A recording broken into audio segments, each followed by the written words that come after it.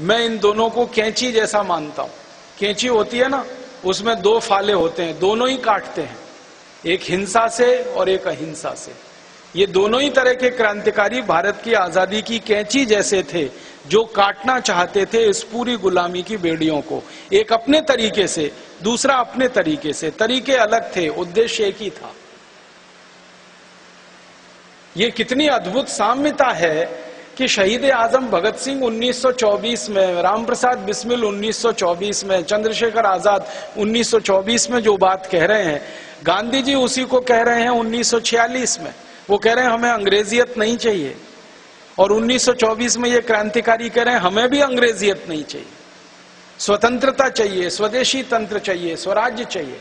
इसका मतलब ये है कि अहिंसावादी क्रांतिकारी हों या हिंसावादी क्रांतिकारी हों, सपने दोनों के एक ही थे, कार्य दोनों का एक ही था, उद्देश्य दोनों का एक ही था, बस उद्देश्य को हासिल करने का तरीका अलग अलग था।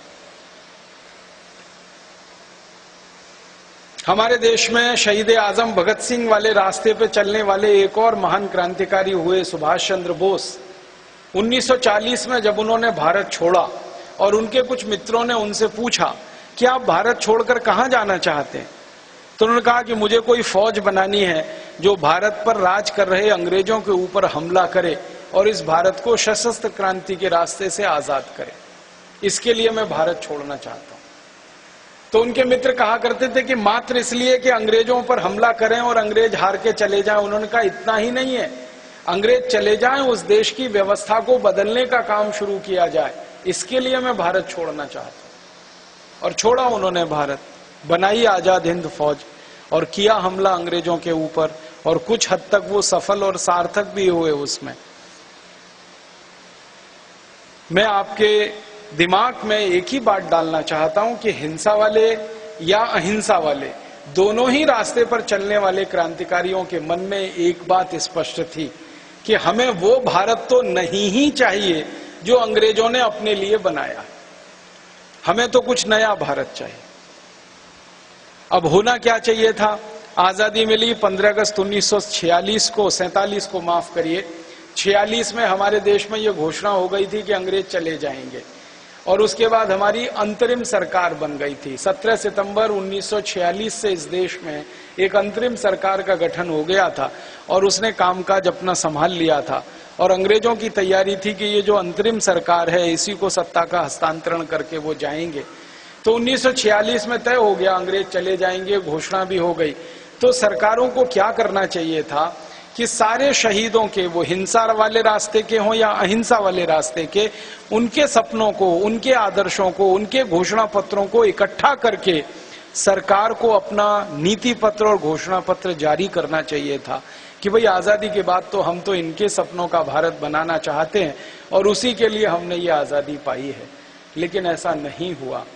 शहीदों के विचारों को, उनके घोषणा पत्रों को, उनकी नीतियों को, उनके कार्यक्रमों को सब दरकिनार कर दिया गया और भारत को एक ऐसे रास्ते पर डाल दिया गया जिस रास्ते पर जाने के लिए हमारे शहीद कभी भी तैयार नहीं।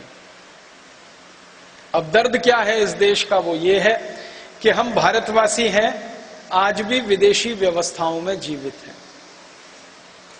हम एक तरफ कहते हैं आजाद हो गए हैं, लेकिन गुलामी के सारे कानून अभी भी हमारे ऊपर लदे हुए हैं।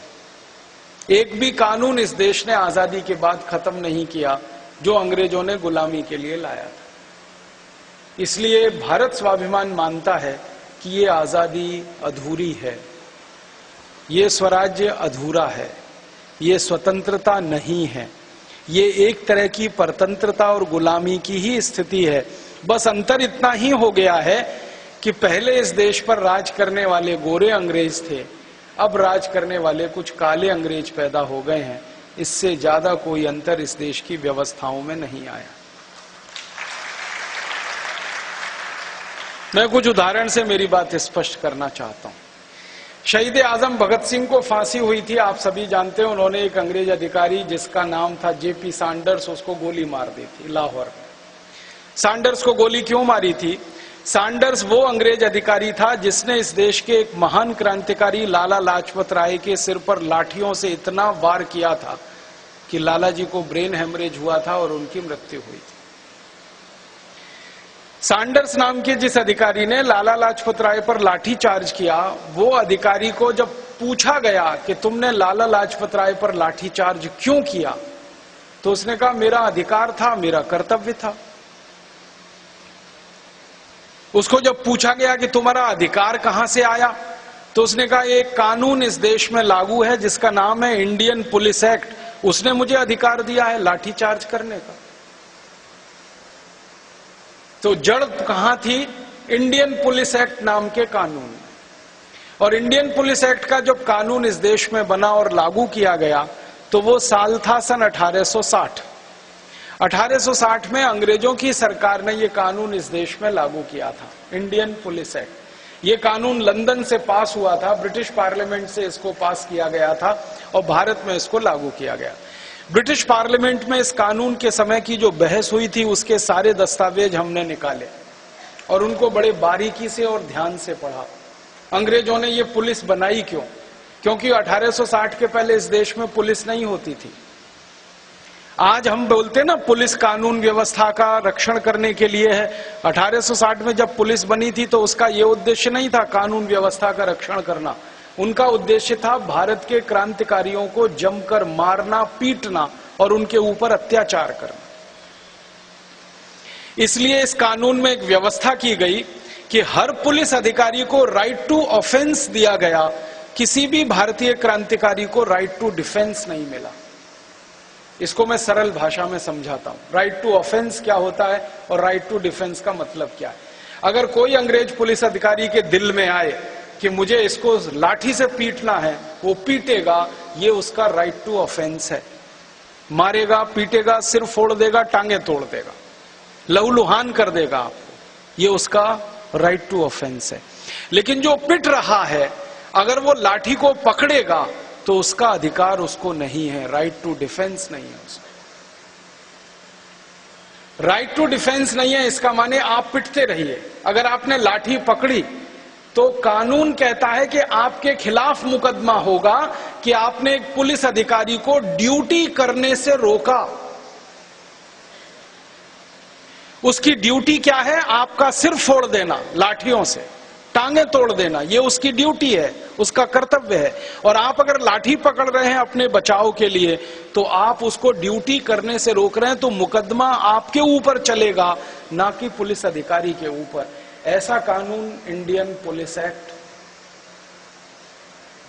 तो सैंडर्स के खिलाफ जब अदालत में बात गई और सैंडर्स ने यह जवाब दिया कि मुझे तो कानून ने अधिकार दिया था, मैंने लाला लाजपत राय के सिर पर लाठियां मारी तो यह कानून है, मैंने उसका पालन किया, मैंने कोई अपराध नहीं किया। और सैंडर्स बाइज्जत बरी हो गया, उसको कोई सजा नहीं मिली, क्योंकि अदालत ने कहा कि हम तो कानून के आधार पर फैसला कर सकते हैं, न्याय नहीं दे सकते। न्याय देना एक अलग चीज होती है, कानून के आधार पर फैसला करना बिल्कुल अलग चीज होती है। न्याय तो ये कहता है कि जिस सैंडर्स ने लाला जी को मारा, लाठियों से सिर फोड़ दिया, उस अधिकारी के खिलाफ कोई मुकदमा होना चाहिए था, उसको जेल में होना चाहिए था, क्योंकि लाला जी ने कोई कानून नहीं तोड़ा था इस देश का जब उनके ऊपर लाठियां बरसाई गई थी। वो तो एक शांति सभा करने की तैयारी कर रहे थे, कोई कानून का उल्लंघन नहीं कर रहे थे। वो हिंदुस्तान की और अंग्रेजी सरकार की किसी संपत्ति का नुकसान नहीं कर रहे थे, कोई घर नहीं जला रहे थे, कोई बस को नहीं तोड़ रहे थे, कोई पुलिस जीप को नहीं तोड़ रहे थे, किसी पुलिस अधिकारी के ऊपर कोई वार नहीं कर रहे थे।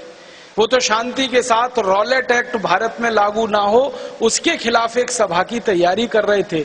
उस समय लाठियां बरसाई गई बिना उनको चेतावनी दिए हुए और उसमें उनकी मौत हुई।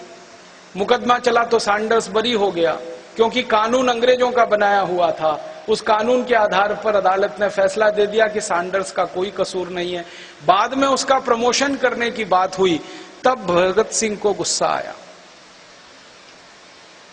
और शहीद आजम भगत सिंह को अकेले गुस्सा नहीं आया, उनके जो सहयोगी थे चंद्रशेखर आजाद, उनको भी गुस्सा आया और उन्होंने